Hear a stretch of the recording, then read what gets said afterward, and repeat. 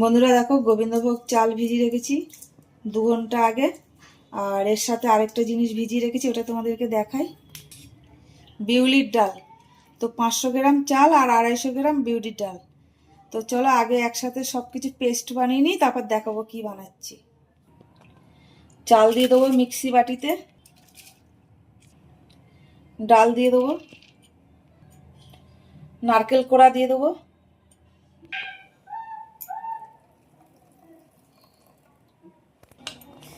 তো বন্ধুরা দেখো এখানে চাল, বিউলির ডাল আর নারকেল খুব ভালো করে পেস্ট করে নিয়েছি। আর এতটা মোটা থাকবে না, একটু জল দেবো এর মধ্যে, ঠান্ডা জল দিয়ে দেবো, স্বাদ মতো নুন দিয়ে দেবো। ওই মিক্সি বাটি ধোয়ার জলই দেবো অল্প অল্প করে।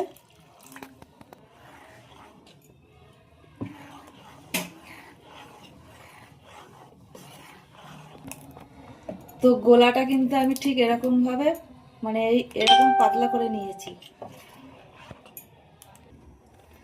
তো দেখো চালের রুটিটা বানাবো বলে এখানে তাওয়া বসিয়ে দিয়েছি ননস্টিকের, আর একটু ঘি ব্রাশ করে দেবো।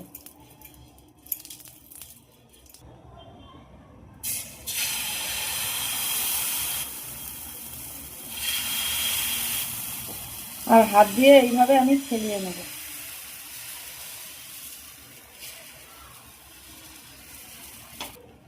আর এই টাইমে গ্যাসটা কমিয়ে রাখতে হবে, বাড়ালে হবে না। আর এই পিঠটা উল্টে দেবো, আর এইভাবে উল্টে দিয়ে এরকম করে ভাঁজ করে দেবো।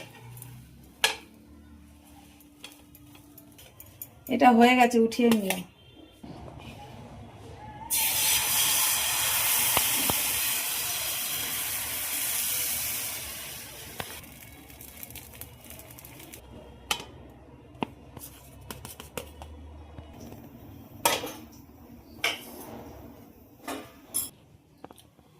তো বন্ধুরা দেখো, চালের রুটি কিন্তু একদম হয়ে গেছে।